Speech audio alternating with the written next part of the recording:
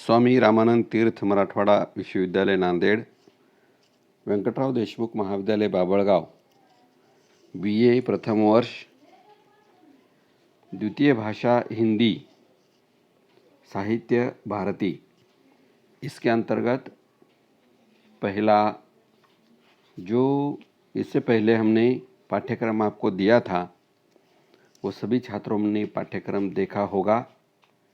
ऐसा समझकर पाठ्यक्रम की जो पहली कहानी है, जिस कहानी का नाम है एक टोकरी भर मिट्टी, इसको आज हम देखने का प्रयास करेंगे। छात्रों, कहानी पढ़ते समय कहानी आपके सामने होनी चाहिए, यह अत्यंत बहुत ज़रूरी है। इसलिए कहानी आपके सामने होगी, इस अपेक्षा से मैं ये कहानी आपके सामने प्रस्तुत करता हूँ। एक टोकरी भर मिट्टी। कहानीकार है माधवराव सप्रे। माधवराव सप्रे का जन्म 1871 और उनकी मृत्यु 1926 में हुई। हिंदी के आरंभिक कहानियों में से एक सुप्रसिद्ध अनुवादक एवं हिंदी के आरंभिक संपादकों में प्रमुख स्थान रखने वाले संपादक है माधवराव सप्रे। वे हिंदी के प्रथम कहानी लेखक के रूप में भी जाने जाते हैं। उनका जन्म दमोह जिले के पथरिया ग्राम में हुआ था। बिलासपुर में मिडिल तक की पढ़ाई पूरी की और मैट्रिक शासकीय विद्यालय रायचूर से उत्तीर्ण किया। कलकत्ता विश्वविद्यालय से उन्होंने BA करने के बाद उन्हें तहसीलदार के रूप में शासकीय नौकरी मिली। बिलासपुर जिले के एक छोटे से कस्बे गांव पेंड्रा में जब रहते थे तो वहां से उन्होंने एक छत्तीसगढ़ मित्र नामक मासिक पत्रिका चलाई थी। उनका सबसे महत्वपूर्ण काम जो है, यह माना जाता है कि मराठी में जो समर्थ रामदास चरित दासबोध है, इस दासबोध का उन्होंने मराठी में हिंदी में अनुवाद किया था।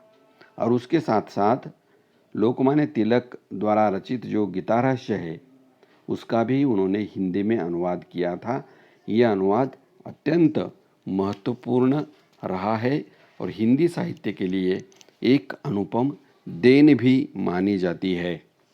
अब ये एक टोकरी भर मिट्टी, ये जो उनकी कहानी है, अत्यंत छोटी कहानी है, सरल कहानी है, लेकिन जो पूंजीपतिवाद जो है, सामंतवाद, महाजनवाद, इसको ये स्पष्ट करने वाली कहानी है। कहानी को आपको ध्यान से पढ़ना है।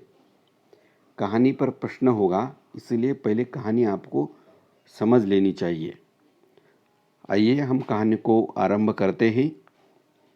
देखिए, किसी श्रीमान जमींदार के महल के पास एक गरीब अनाथ विधवा की झोपड़ी थी। जमींदार साहब को अपने महल का अहाता उस झोपड़ी तक बढ़ाने की इच्छा हुई। विधवा से बहुतेरा कहा कि अपनी झोपड़ी हटा ले, पर वह तो कई जमाने से वहीं बसी थी। उसका प्रिय पति और इकलौता पुत्र भी उसी झोपड़ी में मर गया था। पतेहू भी एक 5 बरस की कन्या को छोड़कर चल बसी थी। अब यही उसकी पोती इस वृद्धकाल में एकमात्र उसका आधार थी। जब उसे अपनी पूर्व स्थिति याद आ जाती तो वह मारे दुख के फूट फूट कर रोने लगती थी। और जब से उसने अपने श्रीमान पड़ोसी की इच्छा का हाल सुना, तब से वह मृत प्राय हो गई थी। उस झोपड़ी में उसका मन इतना लग गया था कि बिना मरे वहाँ से वह निकलना नहीं चाहती थी। श्रीमान के सब प्रयत्न निष्फल हुए। तब वे अपनी जमींदारी चाल चलने लगी। बाल की खाल निकालने वाले वकीलों की थैली गरम कर उन्होंने अदालत से झोपड़ी पर अपना कब्जा कर लिया और विधवा को वहां से निकाल दिया। बेचारी अनाथ तो थी ही, पास पड़ोस के कहीं जाकर रहने लगी। एक दिन श्रीमान उस झोपड़ी के आसपास टहल रहे थे और लोगों को काम बतला रहे थे। वह विधवा हाथ में एक टोकरी लेकर वहां पहुंची। श्रीमान से उसको देखते ही अपने नौकरों से कहा कि उसे यहाँ से हटा दो। पर वह गिड़गिड़ाकर बोली, महाराज, अब तो ये झोपड़ी तुम्हारी ही है, मैं तो उसे लेने नहीं आई हूँ। महाराज क्षमा करें, तो ये एक विनती है।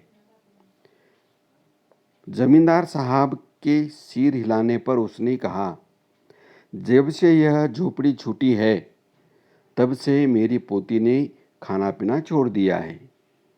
मैंने बहुत कुछ समझाया पर वह एक नहीं मानती। यही कहा करती है कि अपने घर चल, वहीं रोटी खाऊंगी। अब मैंने यह सोचा कि इस झोपड़ी में से एक टोकरी भर मिट्टी लेकर उसी का चूल्हा बनाकर रोटी पकाऊंगी। इससे भरोसा है कि वह रोटी खाने लगेगी। महाराज, कृपा करके आज्ञा दीजिए तो इस टोकरी में मिट्टी ले जाऊं। श्रीमान ने आज्ञा दे दी।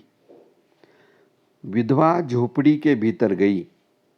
वहां जाते ही उसे पुरानी बातों का स्मरण हुआ और उसकी आंखों से आंसू की धारा बहने लगी। अपने आंतरिक दुख को किसी तरह संभालकर उसने अपनी टोकरी भर मिट्टी ली और हाथ से उठाकर बाहर ले आई। फिर हाथ जोड़कर श्रीमान से प्रार्थना करने लगी, महाराज, कृपा करके इस टोकरी को ज़रा हाथ लगाइए, जिससे मैं उसे अपने सिर पर धर लूं। जमींदार साहब पहले तो बहुत नाराज हुए, पर जब वह बार बार हाथ जोड़ने लगी और पैरों पर गिरने लगी तो उनके मन में कुछ दया आ गई। किसी नौकर से न कहकर आप ही स्वयं टोकरी उठाने आगे बढ़े। जो ही टोकरी को हाथ लगाया, ऊपर उठाने लगे तो ही देखा कि यह काम उनकी शक्ति के बाहर है। फिर तो उन्होंने अपनी सब ताकत लगाकर टोकरी को हटाना चाहा, पर जिस स्थान पर टोकरी रखी थी वहां से वह एक हाथ भी ऊंची नहीं हुई। वह लज्जित होकर कहने लगे, नहीं, यह टोकरी हमसे न उठाई जाएगी। यह सुनकर विधवा ने कहा, महाराज, नाराज न हो, आपसे एक टोकरी भर मिट्टी नहीं उठाई जाती और इस झोपड़ी में तो हजारों टोकरियां मिट्टी पड़ी है। उसका भार आप जन्म भर क्यों कर उठा सकेंगे? आप ही इस बात पर विचार कीजिए। जमींदार साहब धन मद से गर्वित हो अपना कर्तव्य भूल गए थे, पर विधवा के उपर्युक्त वचन सुनते ही उनकी आंखें खुल गई। कृत कर्म का पश्चाताप कर उन्होंने विधवा से क्षमा मांगी और उसकी झोपड़ी वापस दे दी। ये हो गई जो लिखित कहानी है, ये लिखित कहानी। इसका तात्पर्य क्या है? एक जमींदार एक विधवा की झोपड़ी हड़प करना चाहते थे, लेकिन जो मिट्टी से जुड़ी हुई जो भावना है, यह भावना उसे वह उठाने नहीं देती है। अर्थात जमींदार जो है, पूंजीपति जो है, इस प्रकार से गरीबों पर अन्याय करते हैं। ये उसका स्पष्ट उदाहरण है। जाति भेद हो, वर्ग भेद हो, यह वर्ग भेद की कहानी है।